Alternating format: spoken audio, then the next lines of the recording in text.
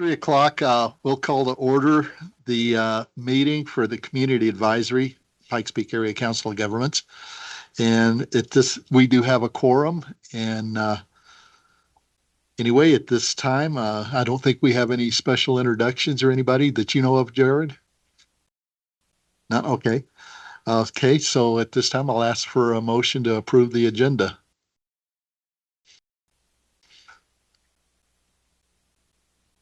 Willie Clark. You can't do it. They don't want you to talk. You're right. They don't want me to talk. Welling Clark, El Paso County, a motion to approve the agenda as submitted. Do we have a second? Teresa Cheek at large, second. Okay, any questions, discussion? Hearing none, all in favor say aye. Aye. Any opposed? None opposed. Okay, so the agenda is approved. I saw some hands go there. Okay.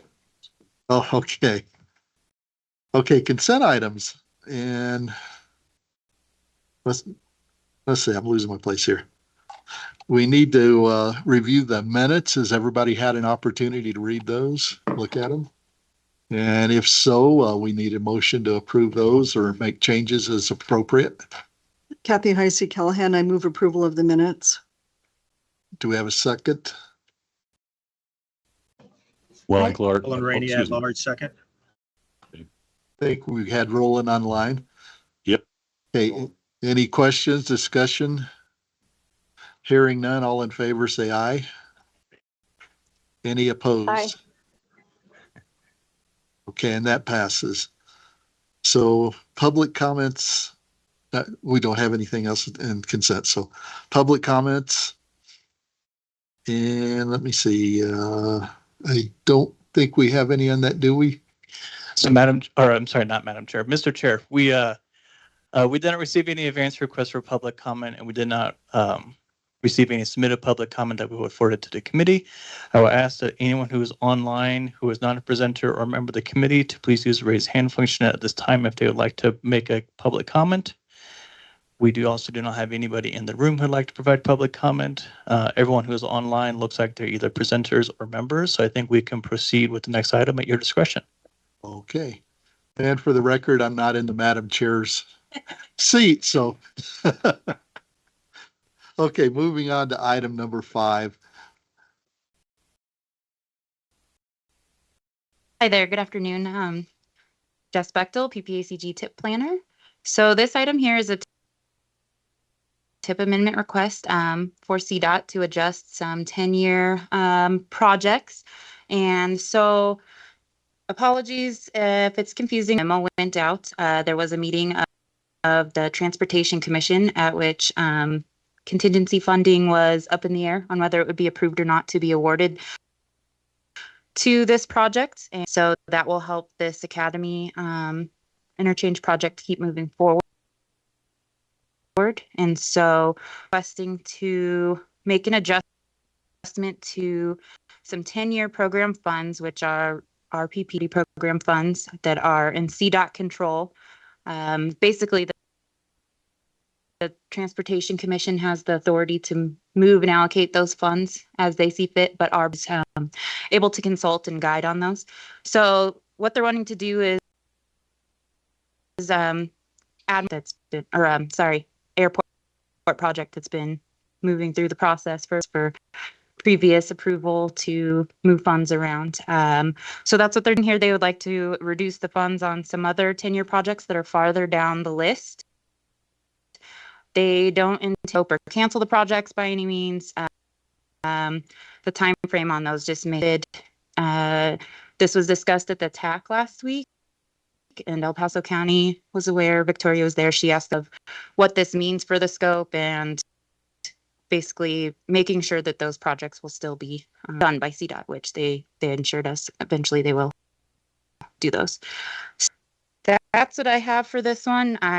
Again, apologies if it's a little confusing. It's more getting your questions and whatnot up front on this one and guidance, and then it'll go to the board. Jessica, do have a question. Mm-hmm. For I believe it was the Garrett project. Uh-huh. I went to the open house and they were talking about that in the 26 timeframe. Has that changed since last month? I have John Hall from CDOT on the line, so I'll let him chime in on that. Okay, okay. Yeah, the quick answer is yes. That Okay. would be that this change, this funding change. One of the things it almost definitely will do is solidify that project being pushed back to about 27. Okay.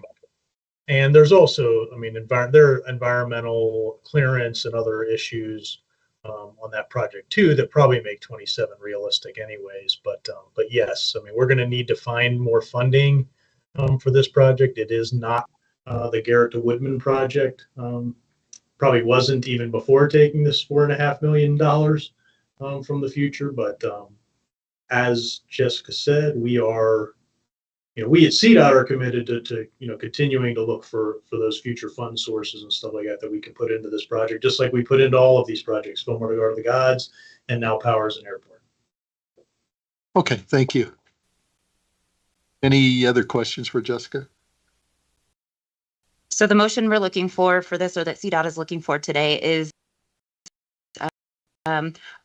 just a recommendation to move the 4.5 million, 4,500. Gosh, if only it was that easy. The 4.5 million for each project. If you would recommend that to the board. So.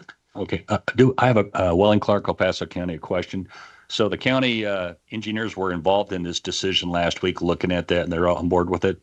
Victoria Chavez from El Paso County was a part of this discussion and is aware and voted to move this forward. Okay, good. And the very last sentence of 4B, it says scope reduction may be necessary, but is not fully known at this time. If we pull $4.5 million out of that project overall, to me, that would imply we have to put that much money back into it or reduce the scope. But is it a significant amount? Do we have an estimate, like 30%, 50%? I don't think there is an estimate at this time, as far as I'm aware, but I think they would look to be pulling in other funds down the line. But John can probably speak to that a little more than I could.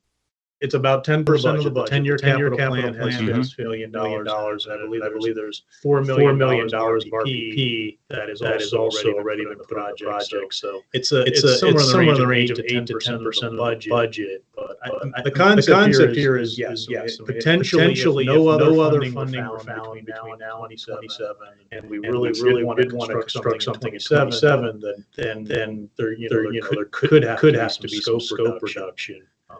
But between now and then, there should be a reevaluation of the entire 10-year capital plan, and the funding sources that go into the 10-year capital plan are ongoing, right? So really, there should be an opportunity to fully fund these projects again as we look forward in that 10-year capital plan with that fund. That's I think the preference of everybody in the room here, and PPACG and all of us.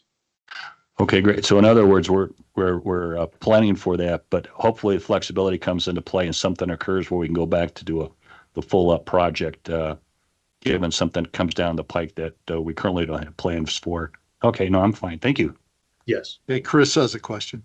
I do. Chris Crockett with Kono. And I think it goes to the same question that Wendell was asking, but could you speak to the issue of scope reduction? I heard you say in your presentation that there would be no scope reduction, but then now I'm very confused. I thought maybe it had changed since this was posted and now there won't be. But the two items for item number 4 specifically call out either expected or not, but maybe some scope reduction. When you said there would be no, was that for just items 1, 2, and 3? I'm very confused about that issue. 2 and 3 are additional funds that have come available. Well, actually, 1 is additional funds that came available. They got put into the project. 2 is funds that the TACCAC and board approved, having funds go from other that are very generic projects in the TIP. Generic safety improvements on Highway 24 and Highway 21. We approved that back in January board to use on either this project or the 67D project, which did not award at all. It was too much over budget to award. So, those projects technically have lost money. They also had no defined scope. they were placeholders to use on these corridors. And by the way, this is Highway 24, so we're using them on this project. The $2.2 million of CEF funds are additional contingency funds for inflation and other issues on projects that the Transportation Commission has provided to 10-year capital projects. We're using that. The problem here is that nobody can guarantee that there are guaranteed no scope reduction on Garrett to Woodman or Ridge Road. Right now, the budgets are being decreased. We're going to, just like the scope is not being reduced on Powers and Airport. Instead, we're finding future money and stuff like that to put into it to make the project whole. That's our intention. That's the definite intention of CDOT, is to continue to look for other funding sources, grants, and keep these projects whole. If we have another public meeting that you all happen to attend, you're not going to see a massive scope reduction in US 24 to Garrett to Woodman. Certainly not now, but the time could come if we can't find any more money to replace this $4.5 million, that scope reductions would be necessary. I think something that's you already have in item B, the last sentence, scope reduction may be necessary, but not fully known at this time. I think that's the key. Nothing's fully known. So I think that answers a lot in the last sentence. If there's no other questions, could we get a motion for Jessica to move this forward to the board? Miley Foster, El Paso County. I recommend approval of the TIP Amendment number 10 to the Board of Directors. Do we have a second? Kathy Heisey Callahan will second. Okay, we have a motion and a second. All in favor, say aye. Aye. Aye. Any opposed? And there are none. Wonderful. Thank you. Okay, we'll move on to item B now. Lori gets to do this. Yes, I know you guys get to see Jess all the time, but now you get to see Laura Party. I'm Laura Cruz. I'm the mobility coordinator at PPACG. If y'all have not met me before, I don't come before y'all very often, but just today I wanted to introduce this group just as information and discussion. We have special transportation funds, so transit funds. I move back and forth between transportation and transit, but special transit funds that PPACG receives directly from the Federal Transit Administration. These funds actually used to go through Mountain Metro Transit, but transferred over to PPACG back in 2021. And so we're in our fourth year of iteration of administering this program. And the funds in particular are called 5310 funds, which is for transporting seniors and individuals with disabilities. And so we do a 2-year call for projects for this funding, along with our Area Agency on Aging funds, which also can be contributed to transportation. And so we completed that RFP process where the proposals were due back in January. We have worked with a subcommittee of our regional advisory committee, which is essentially kind of like the CAC of the AAA. So there's a subcommittee of them who look at all of the applications that come in from mostly nonprofit organizations and community organizations applying for AAA funding or 5310.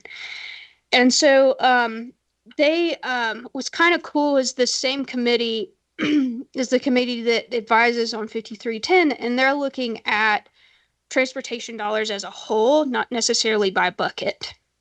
And so the AAA designates money towards transportation efforts. It can also be designated towards food assistance. There's a lot of different buckets that AAA funding can be used for. But when our subcommittee is looking at this, they're looking at the bucket of AAA funding, the 5310 funding, and what's tied with that 5310 funding is actually a small amount of PPRTA funding that's provided to PPACG through the city. Which I know seems confusing because PPRTA is here at PPACG, but it has that 220,000 that's listed in here has a nice little journey from here to Mountain Metro and then back to PPACG. And then so with that, I just wanted to kind of talk through a little bit our overarching recommendations. We have gone to the TAC last week with these recommendations for funding. We had 2 applicants for the 5310 and PPRTA funding. For AAA funding, which will be discussed tomorrow in the Regional Advisory Committee meeting, that funding, actually, we had 3 more applicants for AAA funding, but we're only going to talk today about the 2 that applied for 5310. And so we have a budget of $816,000 of $5310 to distribute to the providers, as well as $223,000 and some change for PPRTA. Both of these agencies, Envita and Silver Key Services, they are current recipients of this funding, as well as current recipients of the AAA funding. Our subcommittee went through a scoring process for these applications, and both of the entities scored very evenly. Envita scored a little bit higher than Silver Key because they serve individuals with disabilities under the age 60. So Silver Key's services are primarily just for individuals that are 60 and over. This is a unique funding source for PPACG because it can be used for individuals 60 and below for transportation. And so what you have before you today is everybody's recommendation. So the subcommittee and our TAC, our recommendations for the distribution of these funds.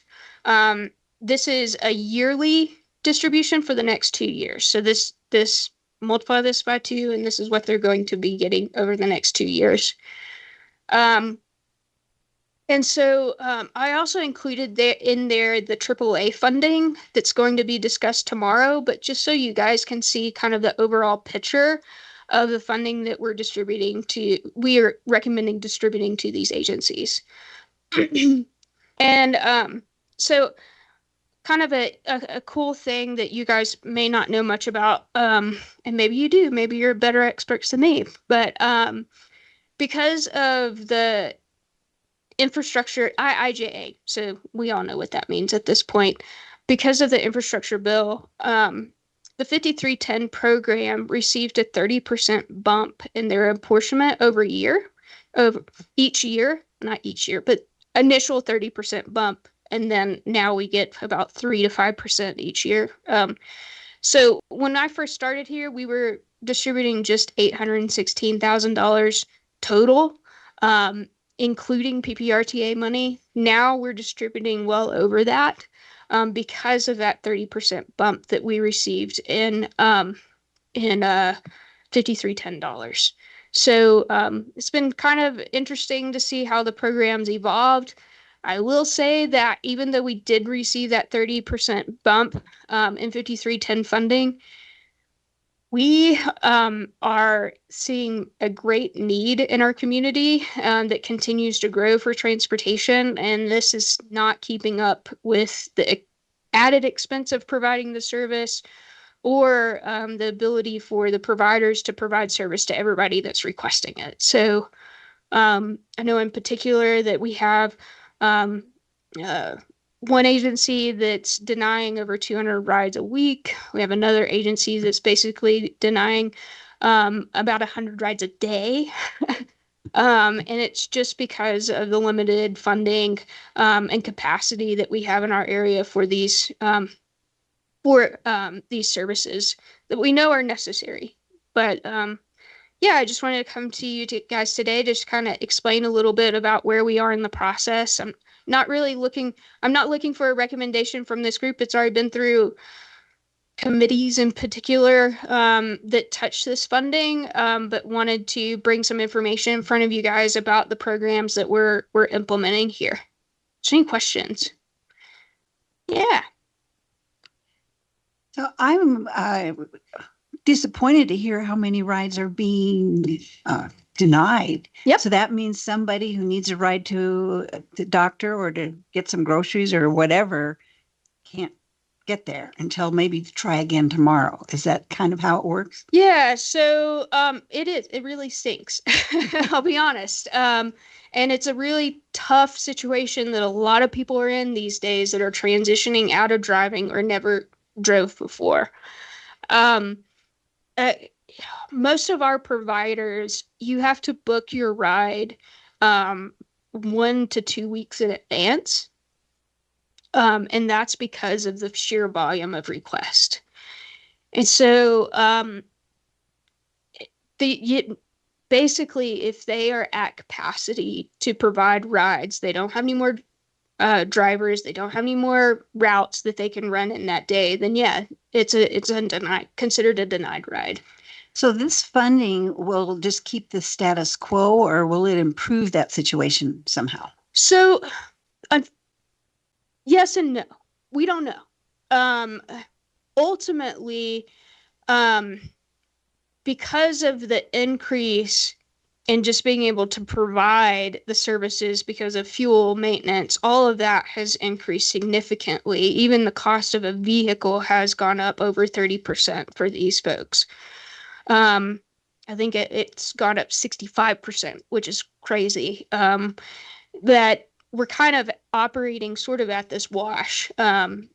And that I'm just saying that from the perspective of what they're seeing nationally, with this increase that was kind of infused through IIJA, it has helped, but really it's just kind of helping us keep up with what the increase in cost has been. So I will know more in the future how much of an impact in terms of services it will be. But as of right now, just through calculating on the reimbursement that we would be providing, it would be minimal in the number of extra rides available. So something to keep on your radar. I mean, we're continuously trying to figure out how to leverage more dollars for these programs. It's very difficult, though. Transportation is not the most people think that the federal government pays for it. It doesn't fully get paid for. Yes, Laura. Yeah. Just to be clear, you're asking us to approve your request here to go to the board? Actually, no. This is just a information. discussion. Got it listed on our packet as an action item, which would require a vote. That's why I was asking. It's an action if you discuss. Okay. Okay, but you don't need a No. vote or anything of that nature. Okay. Yeah. Okay. Yes. Rolling. Go ahead. I thought I heard you say that Envita outscored Silver Key. Yep. When I'm looking at what's in our package, it said Silver Key had a 91 and Disability Services, which I assume is Envita, had an 89%. Oh, When you look at the funding, yes. Silver Key gets way more funding than Envita. Yeah, backwards on this a little bit because last time Envita scored higher, and now we flip-flopped a little bit. So it's a little bit interesting. Envita has a smaller capacity than Silver Key in terms of their transportation, so less volume going through Envita, but doing a very much so important service. They're our only provider that provides for individuals 60 and below.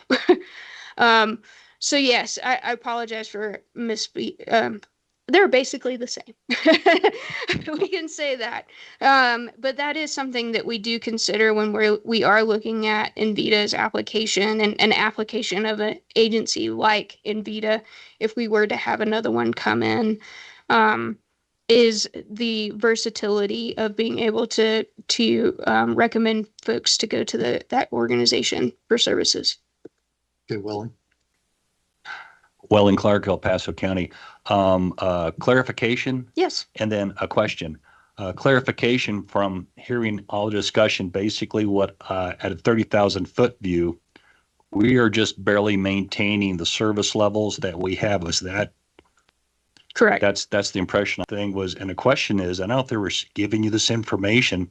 Are these entities planning or identifying what drives the demand so we can forecast it in the future to see, are we going to be hitting a brick, going to degrade, or are we going to catch up? That's a great question. And kind of segues a little bit into what I actually left on the table today was the transit plan exercises. So currently, right now, we're going through a transit plan. So the regional transit plan, which guides the fixed route. That guides the fixed route kind of planning for our area. And then we also have the specialized transportation plan, which is mostly our human service transportation providers like Invita and Silver Key, and so in conjunction with paratransit services. So in terms of identifying the need future, it's hard for us to really, it's a moving target. You can look at from the perspective of, okay, from a demographic perspective, we know that the aging population is growing. Therefore, we know that we need more funding to provide services that we may think we would be considered aging. So what's difficult is with specialized transportation, it's the need for specialized transportation is more rooted in the individual's need. So specialized transportation is actually providing services to individuals that need door-through-door or individuals that are outside of the geographic paratransit services. And so that higher level of need is something that is identified for the future, right?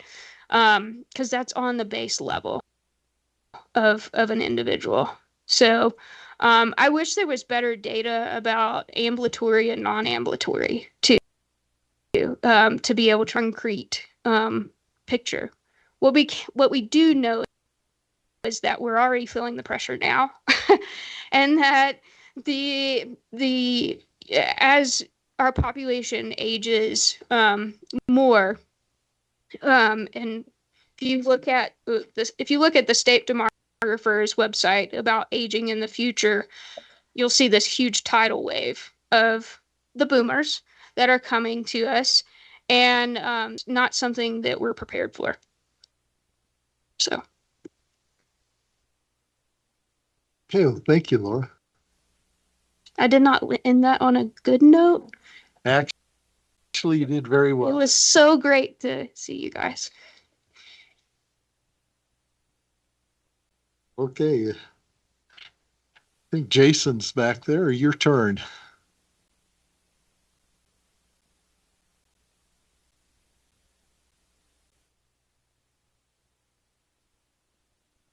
Good PPACG transportation planner. I'll be talking to you about our crash study that we recently finished. Share my screen real quick.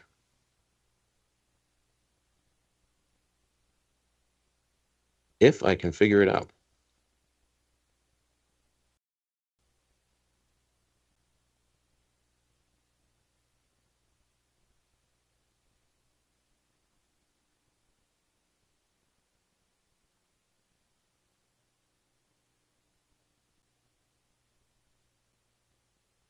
Nope, they moved the button on me, but I found it anyway. Yeah. This is how the terrorists win. Let's see. Okay, so this project was completed about from about last fall to last month. We decided to do a crash specifically focusing on changes since 2020 or since the pandemic era. A major crash study would probably be beyond our capacity. The reason we did it is because each year PPACG prepares basically a staff traffic safety briefing, excuse me, a safety briefing for our board of directors, PPACG. And one of the things we noticed early last year was that there have been some fundamental changes apparently in the crash data that we're looking at that we used to analyze. The main things we saw, for example, was that aggression had replaced impairment as a leading cause of serious crashes, which we're using that to mean serious injury and fatality crashes across several different crash categories like careless and reckless driving. So that led us to wonder what else may have changed. And that, by the way, had been a long-standing trend, decades long, from what the data show. And it's the first time those two have ever flipped. There's been more aggression than impairment, but aggression went up faster. So we really want to know what's going on because PPACG does a little bit of work in the traffic safety space. We do our annual traffic safety media campaign. We want to make sure we're on the right message. There were 4 phases to the project. There was a literature and data review. This included everything from academic peer-reviewed journals to industry publications and everything in between. Stakeholder interviews, talked to a lot of people, frontlines people, law enforcement, people in EMS, planners, engineers, elected officials, people in media and education. Just want to get a grasp for what happened. Conducted a public survey that we'll share with you. A few slides down the road, and then some discussion of countermeasures and recommendations.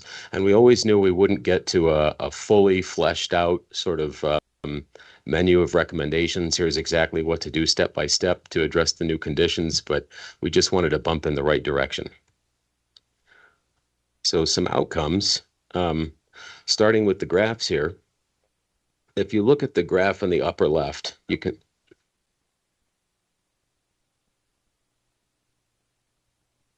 I should be sharing. Is it lagging? Yes. We just have the cover page up right now. You still have Serious Crash up on the screen there, but I can see 2 different things. It's like a Notre Dame. They're not quite the same. This has never happened before. Also a boy band. I'm stalling for technical difficulties. Maybe I'll stop sharing and I'll start it again.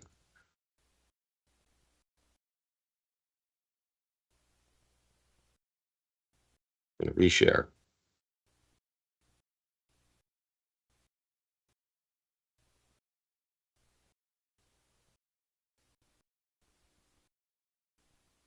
You're sharing Chris and Ann now.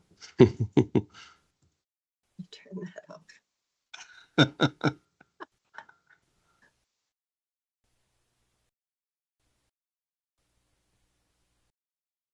It's not giving me an option to share what I want to share.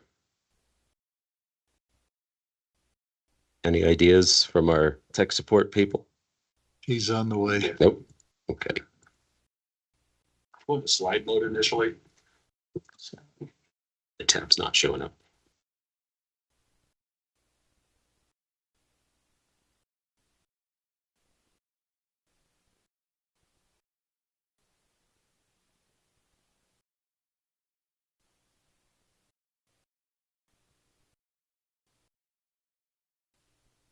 There's phase 1, phase 2.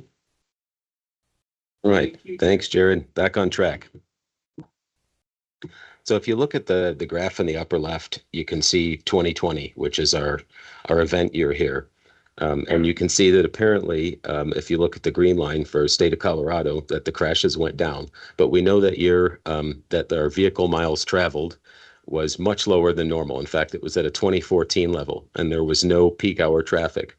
So the safety level was actually greatly reduced that year. So per car, per vehicle mile traveled, things were much less safe. Then you can see the following year in 2021, when the cars come back, some of those bad habits that started in 2020 were still there. And so that's reflected in that big jump in serious crashes. And then furthermore, not only does that not go back to normal, with time, it actually continues to worsen. And that's one of the main reasons we want to do this study, because everybody expected that 2020 happened. Everybody knows that's going to be weird. 2021, 22, things will naturally go back to normal. That did not happen, and it's still not happening. And some trends are still continuing to worsen. So really wanted to know what's going on with that. And then just for your interest, some top driver actions that were causing crashes during this period were careless driving, failure to yield, following too close. And as I said, aggressive driving replaced impairment as the top contributing factor for the first time ever. So we're looking at something really different here. It looks like a sea change of some kind. It's a new world out on the roads. Moving on, talk about some of our stakeholder interviews. Talked to a lot of folks, few dozen across the roles that I talked about earlier. And everybody we talked to said something is definitely different, from law enforcement to elected officials to people who work in media, people who work in EMS. Everybody knows something's different. We talked to the Colorado Highway Patrol, and they told us that they're seeing levels of aggression on the road unlike anything they've ever seen. But nobody really had a handle on how to prove this, anything numeric, how to talk about it, what it was. So there was that sense of invincibility on the part of drivers, and then a coincident reduction in law enforcement presence that happened in 2020. So those forces combined created new conditions. Another thing that happened during 2020 was that younger males were driving the most during that period, and then the safer demographics and the safest one, I think that was middle-aged females, were driving the least. So the composition of drivers on the roads also changed in addition to less enforcement during that time. There was also an increase in aggressive driving, speeding, impaired driving, distracted driving, and lack of seatbelt use. All went up during that time period and have persisted post-lockdown. So that's what we heard. Talking to the public, there were some gaps in our knowledge, of course, because there really is no robust research covering any of this. We wanted to talk to the public and just sort of see what everybody thinks. Our first idea was to ask people, anonymously, if you've done any of these behaviors in the last couple of months, why'd you do it? What was motivating it? But we didn't think people would really believe it was truly anonymous, so we might not get a good response rate. This was mostly over social media. So we just asked folks, what do you think everybody else was doing that was engaging in these behaviors? So we got a good rate of response, 2,500 responses, which is statistically significant. And then people who filled out these first 3 little short survey questions had an option to go to a more in-depth survey. Some of you may have seen it on your Facebook, and we got 600 of those responses. So we were real happy with that. The first question was about, why do you think people are speeding? So 58% felt there was lack of consequences. That's what they think these speeding drivers are up to. Not so much that they just didn't leave enough time, and not so much that they didn't know they were speeding, just going along with the flow of traffic. The second is, why are people behaving aggressively? And again, the winner here was similar. They're enabled by a sense of anonymity. And then, a small but significant number thought maybe they're overwhelmed by other issues, things that are happening, sense of competitiveness. But mostly, so far, we've got lack of consequences and anonymity. And then the last question on the short survey was, how do you think this message should go out? And people were pretty divided on this. So there's some outreach in schools and youth-oriented organizations, targeted media campaigns, which PPACG does annually, and then message delivered through en route signage, and then some other stuff we didn't have the space to fit on here. And then just one question I wanted to show you from the long form survey. One question we asked is, how has your own sense of safety been before, during, and after the pandemic? And most people felt pretty much safe. Things weren't changing too much before. And then during the pandemic, a little bit less safe. Since the pandemic, people feel much less safe on the roads, really substantially less safe. A little bit on countermeasures. So this is more or less normal in traffic safety. There's a mixture of driver behavior, which is public messaging and education outreach. There's usually an enforcement component, and there's usually a component of engineering. We didn't focus as much on engineering because engineering hasn't changed before versus after the pandemic. Driver behavior really has. So road facilities are pretty much designed the same way that they were in 2019. That didn't change. So engineering may be part of the solution, but we really don't believe it was a big part of the change and the problem. This is a nice graphic prepared by our consultants. This was the Olson engineering firm. Just various approaches that we can take. You know, the horizontal axis is how much control we have over it. The vertical axis, level of difficulty or cost is also a component of that. So there's a lot in here. This is interesting. We'll probably make use of this. Some of the low-hanging fruit in the lower left corner is continue to fund some of our current safety efforts, and we're soon going to be launching a major grant to do a regional safety action plan. So this should feed into that, but this will be available. I won't read over all this. Some of the main recommendations, the first one's really an observation. It takes time and effort to change behaviors, driver behaviors. And one of the main things we learned, if nothing else, is that a disruption in traffic and driving patterns of the kind that we saw in 2020, the effects of that are going to be sticky. They're not going to just go away when we're ready for them to go away, or when we change the laws or lift whatever conditions we're imposing. They're going to be around. It's going to take time. It's been several years already. They have not gone back to normal still at this point, and there's some folks, experts in the field, who think that it may be decades before they go back to normal. That it's thought by some that this could be a reversal of decades of progress in traffic safety, putting us way back. So we don't really know yet. But something's very different, and we don't have a very good grasp of it yet. Enforcement's going to be a big part of the solution. It was overwhelmingly shown in our public polls that people feel that enforcement should be a big component of the approach that's taken. But of course, a strategic approach would be the 3 E's, enforcement, education, engineering, and very importantly, the results of things that we try should be evaluated. So if it's a new world out there and drivers are doing different things for different reasons, we don't have much data on the approaches that work. So in the pre-pandemic world, a lot was done. A lot was measured, a lot of research was done, and reports were written. We just don't have much of that now for the post-2020 period. So we hope that as people are trying things, they'll write up what they did, they'll set some metrics, they'll collect some data, and then share that. So the pandemic was really a unique challenge for traffic safety in that it created those unusual conditions. So VMT in 2020, that's our vehicle miles traveled, was back down to 2014 levels, which is much lighter traffic. There was no AM or PM peak hour, there's no rush hour. So it was basically open roads conditions, or pretty close. The safest drivers were really not out on the roads, and there was an increase in the representation of the least safe demographics. There was reduced enforcement at the same time. And there were other things that came up a lot in the study, but we didn't cover them very much just because they're very hard to measure. There are there's starting to be a lot more articles by psychiatrists and psychologists talking about this. We found a few big ones, but there was a major increase in anxiety, depression, and other changes of driver mental status that may have been driving some of this. And it's thought that even impairment now might be of a different nature than it was. So impairment went up quite a bit, but it's thought that now there may be a component of impairment that's really self-medicating, things like depression and anxiety on the part of drivers. So that's either new or there's more of it than there was before, but we don't know a lot yet, so we didn't dwell on it. So all those conditions changed or enabled certain driver behaviors.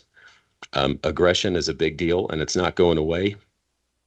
And then countermeasures and the things that we try to do to address traffic safety concerns, just need to remember that they may be outside of the historical causes, or some of it may be. We don't know.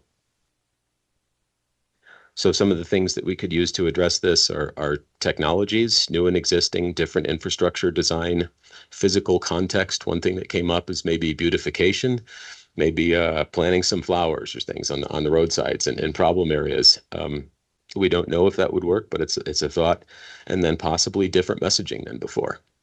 So just an anecdote, one thing that came up is are harsher sentencing laws going to work on a driver who may be suicidal? So things like that. That's just one example, but there may be a lot more like that. And that really is as far as we were able to get at this point with the state of the data and with what we know. And that's our study, folks. Any questions?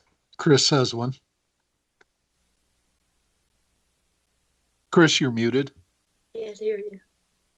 Sorry about that. I wanted to say thank you for this presentation and kudos in particular for recognizing sort of a pivot point and electing to try to figure out why. You talk about needing to follow up in an appropriate time frame, and I'm wondering what your plan is for that. And also, will there be efforts? I don't even know if this is measurable, but would there be the possibility of being able to measure why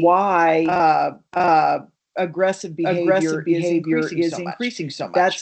That's sort of the symptom, and I'm wondering what the cause is. We were wondering if we'd be able to capture more of that as well, and I guess hoping that we could. We weren't able to get too deep into that just because so little is known, and it's not a type of data that anybody's been keeping track of so far. So there have been a lot of ideas about it, a lot of anecdotes, but nothing that we felt confident that we could establish with any confidence that this is what's happening. Mm-hmm. Everybody remarked on it. Nobody could really point us to a data source or anything that we would want to assert that this is what's driving it. That I could go through a list of ideas. I mean, there were, of course, increased anxiety and depression. There's political division in the country. We don't know. I mean, it's probably, those are probably some components of it, but we don't know which thing is accounting for how much of the aggression. Mm-hmm. So hopefully we'll know more about it. Hopefully there'll be more and larger studies like this, and that people will just start tracking data like this. But as of now, this is as far as we got.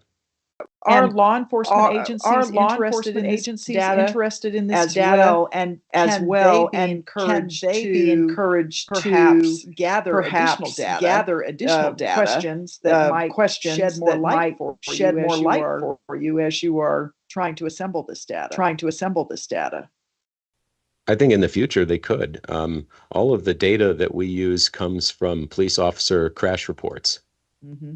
So that's the data that we were looking at when we first noticed the change, that moment of change in 2020. And PPACG maps a lot of this crash data, and it's actually a pretty good data source. There's a lot of fields in these reports, but I don't know if there's anything that captures that information. Maybe in the future it will. One thing that I wondered about is behavior is a box that's ticked. Is it self-reported aggressive behavior, or is it aggressive behavior? Because I think aggressive behavior. Because I think my own husband driving with my own husband. Sometimes I don't think he realizes he's driving aggressively. Never had a crash or anything. Never had a crash or anything. Demographic doesn't fit in that demographic. Is more aggressive. But I think it might. I think more information. Could be requested from law enforcement to help in this effort. Yeah, agreed. It's something that we can recommend for the future. Thank you. Thank you. Okay. Anyone else? This is Ann. Ann. Yes, Ann. I really have been interested. Let me show you a book. I don't know if you can read this. It's backwards probably. It says the Surgeon General's Workshop on Drunk Driving Proceedings, Washington, D.C., 1988. That was 36 years ago, and I was one of the people invited to go to Washington at the time. MAD was very active. It had started a few years earlier. We started a group in Winston-Salem, North Carolina, called North Carolinians Against Intoxicated Drivers, and we were one city. And we started monitoring court because we had a lot of victims. We would go into high schools and talk. We worked closely with law enforcement, the Governor's Highway Safety Commission, and so forth. And it was really interesting, very much like what you've done now, which I approve of. And all I can say is good luck. And I think it's so important that we do this And the key in our case, way back, this is a long time ago, and I don't have statistics anymore. But we worked really closely with law enforcement. And we had programs where they would do license checks. They would just stop people, pull them off, everybody, and check their licenses, check to see if they were intoxicated, and an arrest, got them off the road. And we don't have enough law enforcement now. And that breaks my heart. So, and the punishments, well, we tried a lot of treatments. You know, we all like to think that they're sick people. That really doesn't work. Well, it does in some cases. I won't say it doesn't. But it is the Surgeon General back then, Coop was his name. He declared it a public health emergency, and that was 36 years ago. And it's no better. And we have more drugs now, and it's illegal to drive under the influence of any drug that impairs your judgment. But people don't understand that. And we're so used to doing what we want to do when we want to do it. So I'm just kind of preaching at you, but I wanted to tell you, I'm always approve of more information. And I wish all you young people very well. I'm 87 now, so. But this is a continuing problem. So thanks a lot for your work. Bye. Thank you, Ann. Wally? Okay. Welling Clark, El Paso County. Question. I saw in the paper this week that the Colorado Springs City Council enacted some system of speed camera checks for fines and things like that. Was this information made available to them in that decision, or did they make it without this information? Because this would back up what they were pushing forward, I believe. I don't know if it was, I guess it was available to part of the city council because there was a presentation made on this to our policy board, which does include some city council members, but it would support that decision. And I think it's, we talk about this and with awareness that, speed cameras may not be the most popular option around. So we know, but there is data on their effectiveness. So, and it's something, in the new climate that we think would be effective, The reason I asked that, 2 council members voted against it. And I don't know if those individuals saw this type of information or not. Thank you. Thank you. This is Ann again. I read that also. Bad idea. The only problem is you just get a notice and then you pay a fine. It's a money raiser as much as anything. It'll give you some data, but it's not an enforcement tool as far as on the roads. Thank you. Anyone else? Tyler? Oh, sorry. I was wondering if there's been any changes to the way law enforcement categorizes aggressive driving. Because if they've changed their language or changed the parameters of the definition, that may affect the study. That's one question. Another question is, you talked about demographic, young men driving more often. Is there anything about driver origin from 2020 to 2024? Are there more aggressive drivers coming from other cities entering our area for the first time? And third quick question is, have you gleaned any data from private industry like insurance companies on effects or anything like that? Yeah. So first question first.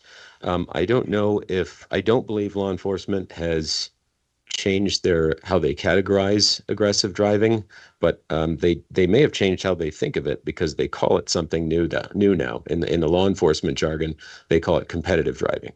So that's the new term that they use. So that may indicate a shift in their thinking about it, maybe a more accurate reflection of what's actually happening out there.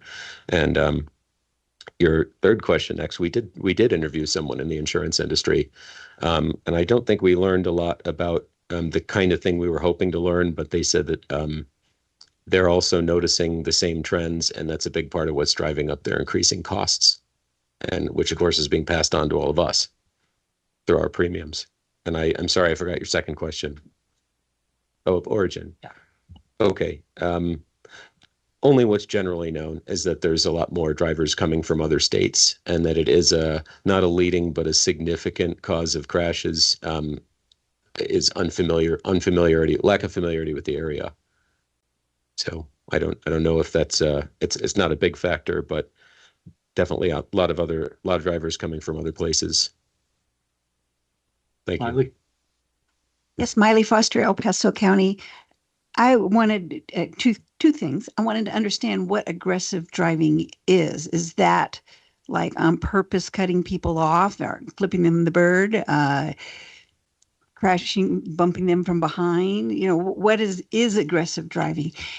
And then also I was thinking there's lots of tourists driving rental cars going to ski hills that are accidents waiting to happen too, just because they're not used to driving in the ice and snow, and they're driving an unfamiliar car too.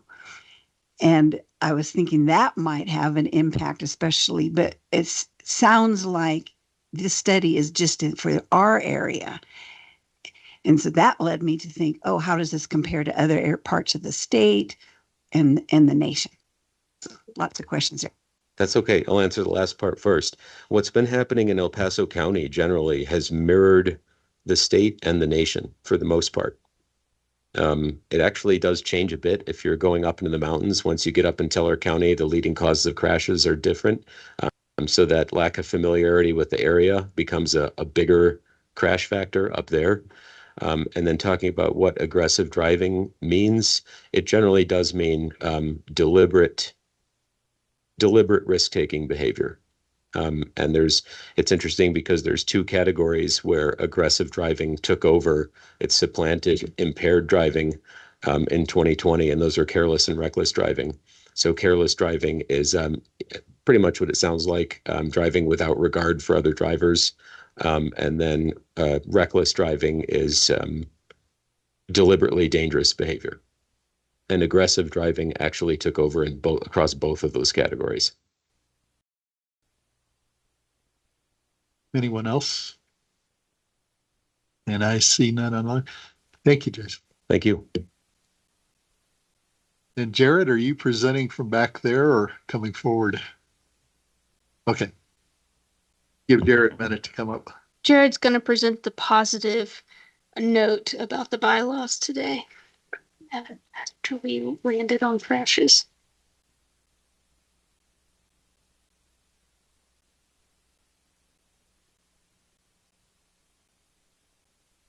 Jared escaped the security of his little bunker. That's right. Jack of all trades. So Jared Werner, Public Information Officer at PPACG. We're bringing forth an information item. Eventually it will be an action item at some point, but at the last month's Board of Directors meeting, so March meeting, the board adopted new bylaws. That was triggered by some changes at the state level that we wanted to adjust locally to avoid duplication of the potential duplication of representatives on certain committees. And while we were going through that, we're like, man, this is a great time. Let's go ahead and just make sure our bylaws are in good shape. And in that process, there were a couple of changes, some of which will come down to the CAC as well. But once we got the board bylaws updated, we decided that we were going to go through each of the committee bylaws. This is something that we had identified a very long time ago as something to help kind of define the CAC's purpose a little bit more. Vague is not a bad thing, but when it's overly vague, then it's almost not helpful. And so what's included in your packet is a clean version of the proposed bylaws, the marked up version of everything in those bylaws, as well as the meeting procedures document that I'll go through in a little more detail. Among the changes in the bylaws that you will see, one of them I forgot to highlight, but I know is something that we had discussed several times, is board clearly defining the scope of what CAC reviews and what it doesn't. And so in Article 3, it specifically says that it'll review items forwarded to this committee from the Transportation Advisory Committee, Water Quality Management Committee, and Air Quality Technical Committee. And we will also be defining the scopes of those committees as well. because I know a lot of, like, we had a big discussion, if for those of you who were here last summer, issue that came from Water Quality Committee. And our Water Quality Committee, while in practice has a Section 208 plan that follows, it is never listed in the Water Quality Committee bylaws. And so you'll start to see those on some of the other committees as well, helping to define those scopes and best practices. But that was one thing that I didn't include in the bullets, and I apologize for. Some other things that we also clarified, in the situation where a quorum is present but none of the officers are, it just outlines a process for how we will get the meeting started, which is the really scientific way I came up with was whoever has the most seniority gets to gavel the meeting into place. And then the first item will be choosing the acting officer. Happy to think of other ways to who gets the short straw to gavel a meeting into order. But just so you know that that was not something that has any intentionality behind it other than just saying what it is. We also put in a better definition of conflict of interest and specifying that it's something in your personal or private capacity. We deal with this a little bit more with our friends over at the Pikes Rural Transportation Authority with their Citizens Advisory Committee. They have several contractors who, their companies receive the contracts for these projects. And so they are instructed, and they do very often, they will abstain from the vote because there is a clear personal benefit to them if they get that contract, obviously. That's just the most obvious situation, but it's also something to where, if you have an immediate family member, not that what the CAC is reviewing is probably going to involve anything of that nature, but there is that possibility. And so we just want to clearly define it because it wasn't defined. Clarifying terms of membership, and specifically for our smaller entities, providing an option for them to use for appointing representatives who are maxed out on terms. We know for a lot of our smaller entities, just sometimes filling their city council or town council is a challenge, much less finding volunteers for some of these other citizen advisory committees. And so we did put a mechanism in there so that if a jurisdiction has gone through their 2 terms with an individual, they have, they can prove that they have made efforts to try to find someone else to appoint, and those efforts have been unsuccessful, that there is the ability for them to reappoint someone beyond the 2 terms as outlined in the bylaws. Like I said, this is something that's primarily we anticipate going to be with our smaller entities who really kind of struggle and just in getting those volunteers. And we did have one change at the end on future bylaws changes. Right now, it is harder to change the CAC bylaws than it is the Board of Directors bylaws. So the Board of Directors requires a 10-day notice. Most of our other committees require a 30-day notice. And it also doesn't provide the option for the board to change the bylaws of its committees. Not that I anticipate the board taking advantage of that, but there might be situations where they have to change the scope of a committee or something like that. And right now, the way our bylaws are written, it doesn't allow them that option. Quite honestly, the nuclear option would be to disband the committee, reconstitute the committee with new bylaws. And that's not an option I don't think anyone else want to go through. The bylaws also reference a new meeting procedures document that the board adopted. And this is a document that is something that will apply to all of our committees, the board of directors, including all the other committees. And this meeting procedures document primarily just clear defines a few things that we had just been doing by standard practice, and we really wanted to get into an actual document. This would, among other things, more clearly define expectations on what remote participation looks like. It is in the meeting procedures document that in-person attendance is encouraged, but at the same time is not required. And I want to stress that because that came up a lot in big discussion with one of our committees last week. We're not requiring anyone to come in person, but it is outlining a few things that if you're going to participate remotely, what those things are. One of them is, and it's a security issue from a vote integrity issue. the way that we set up our meetings for the virtual component, because we do not issue PPACG credentials, it would be very easy for me to log in, say that my name is John Leosados, if he was a voting member, never turn my camera on, and you might just think that John just has a really bad cold and my goodness, what happened to his voice? But why where's the sense of humor? But I could vote yes or no without my camera on. And so that is something that we have put into place just to basically verify that who is, we want to make sure that who is voting. Not that I'm encouraging anyone to get any ideas on how to screw up our voting in the future. But that is the reason behind that request. Some of them is also letting us know in advance if you're going to be attending remotely, particularly for phone numbers, because it only pops up as a phone number. And right now we only let people into a speaking role if they're members or if they're presenting or if they're providing public comment. If you're not in any of those categories, you can listen. Well, if I don't know what your phone number is, I don't know to promote you into the speaking role. We actually had this happen in our board meeting last week. I didn't recognize who the number was. He started speaking and oh my gosh, it's one of our board members who had been in listen only mode the entire time and I didn't know.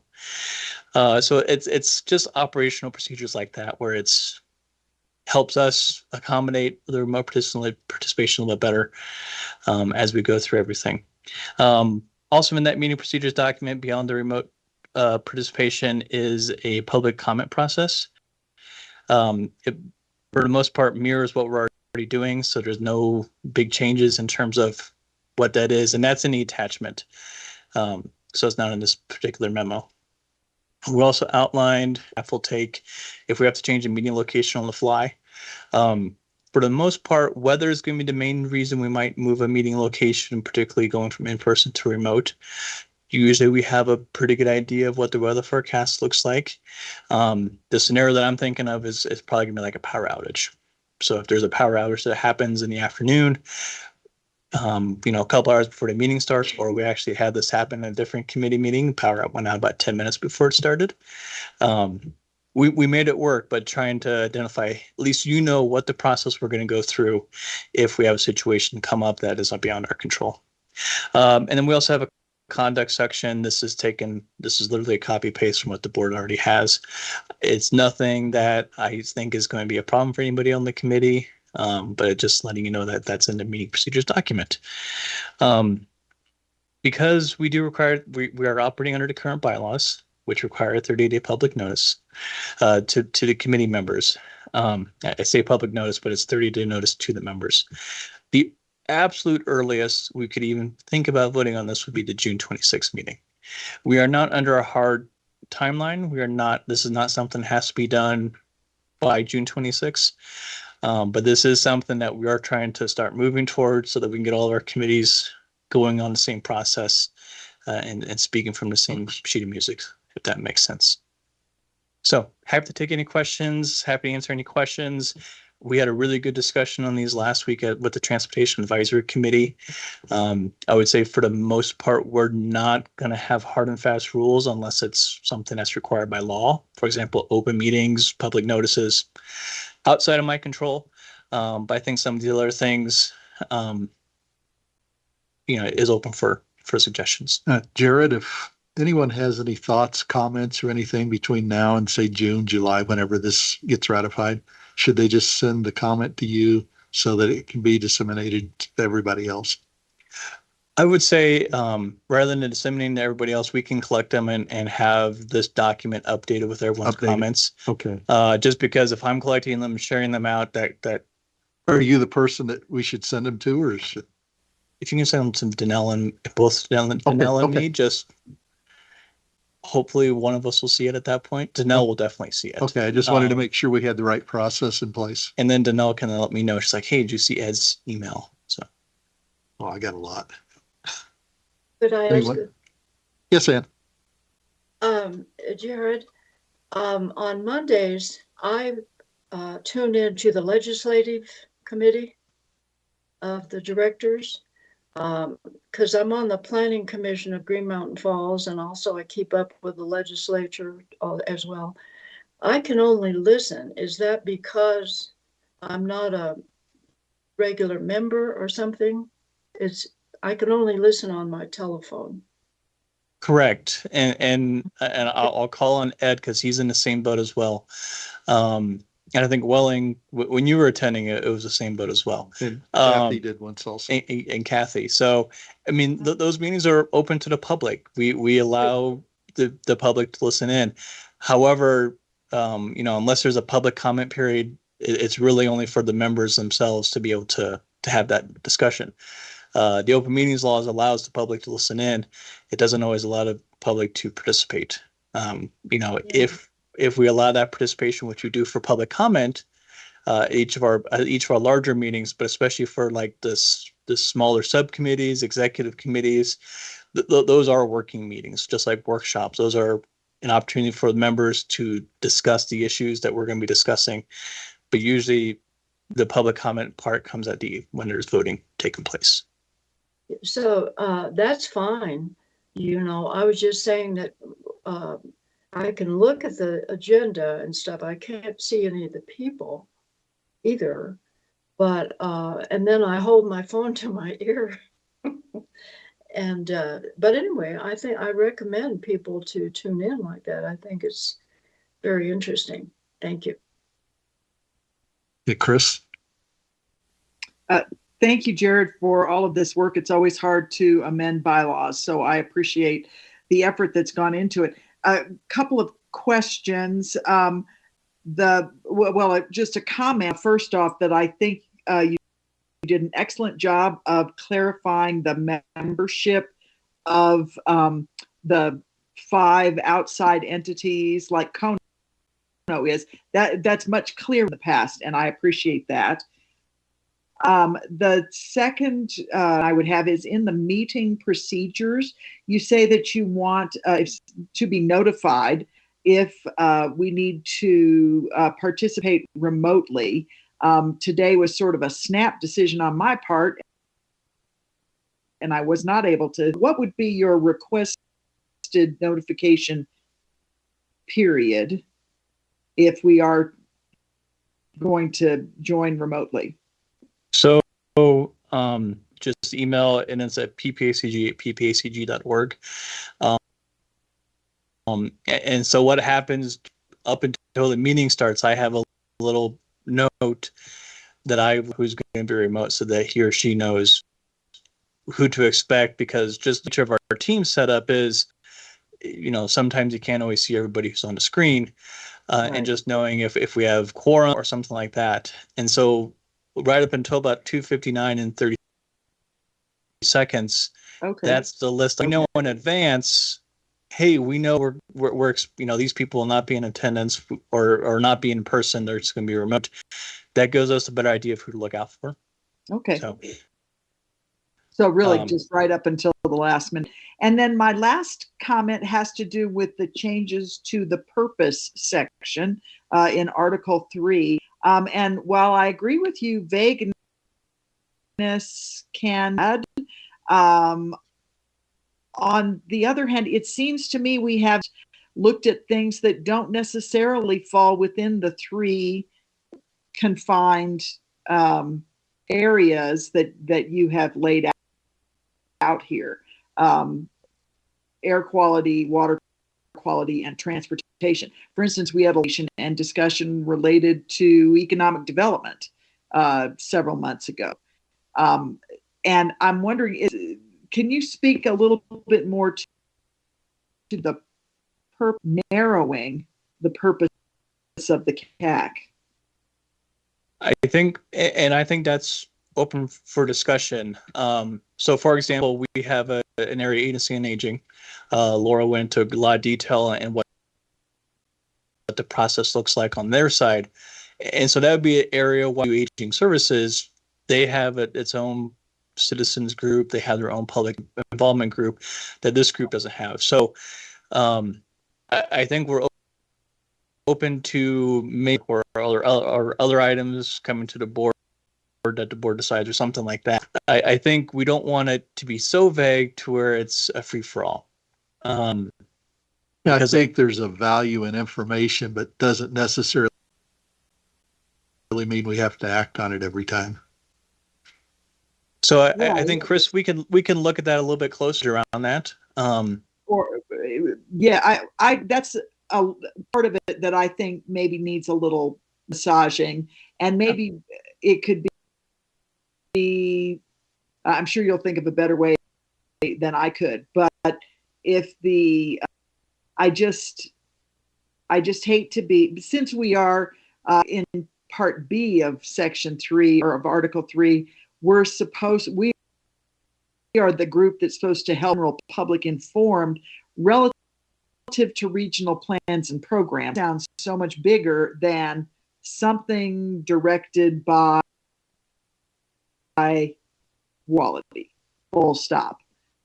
And I think it might be difficult to be or to contribute to helping the public know what the PPACG is doing if we are limiting what we are actually tasked with looking at. So those are my comments related. Willie? Okay. Well, and Clark, El Paso, have I'll be sending you a recommendation on that because we encountered something like that when I was working with Strategic Navy. I appreciate it. Yeah, no, I think, we want to make sure it's within our wheelhouse, but at the same time, like we get questions about, say, water supply. While that can be regional in nature, that is not something within PPACG's wheelhouse. When you're dealing with people experiencing homelessness, a lot of times those cross jurisdictional issues. So I think we want to make sure it's not so broad that, well, this impacts region. Yes, but let's make sure it still is within our wheelhouse. And because the last thing we want to do is start stepping on toes with our member jurisdictions. Sure, and I understand that. Maybe a better way would be to hang it on people again, like our white paper process. We ask that everybody, if you're going to bring up something or ask the staff to look at something, that it have some relevance to the PPACG strategic plan. And maybe you could hang it or narrow it into that. But I do respect, we don't want to be put in a position asked to look at things that really are not in our wheelhouse or offer advice to the board that is not in their wheelhouse. But I'm not sure limiting it as issues that are forwarded by another committee is the best way to do that. Sounds good. Anyone else? Well, thank you, Jerry. Thank you. I didn't think it was going to take that short. Okay, does anyone have any announcements or comments we need to add today? You have something to say. Uh-oh. What about the long-range plan meeting? Go ahead. No, you. This, you all have this. People online didn't see. Jared, can this be shown to the people online? And this will be coming up next Tuesday, I believe it is, 30 to 6:30. And it's a long-range planning. And I think it'd be very beneficial to attend if you can. There's a lot of information there. And we will be validating parking if you use the city parking garage for 2 hours. And just for clarity, this is specific to the regional transit plan, specialized transportation plan. So not necessarily the whole LRTP, although will be a board describing how these bigger umbrella plan. Danelle, do you know, does the county, it's a little separate to this? Because I went to a meeting a while back with the 2050 plan for the county. Is theirs kind of merged into this, or are they separate, or do you know? The counties, I think Victoria had it. Current, they are working on major transportation corridors plan. So that's what they're kind of finishing up now. That will move into, there is some information there that will move into the LRTP, yes. Okay, that's what I thought. I just wanted to be clear. Yep, and we're plugged in with not quite as much crossover, perhaps, with the transit element. Sure. Yep. Okay. Anything else? I've got a couple of things. First of all, Danelle, Yes. is there can that flyer be sent to those of us who are remote electronically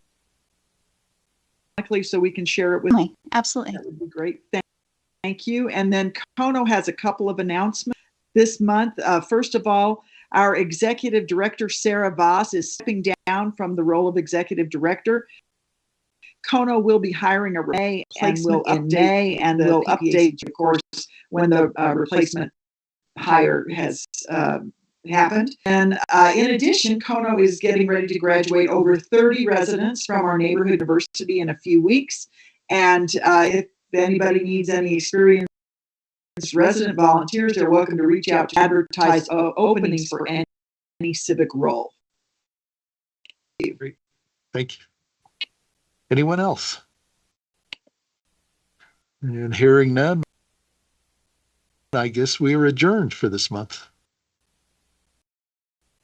Thank you. 30.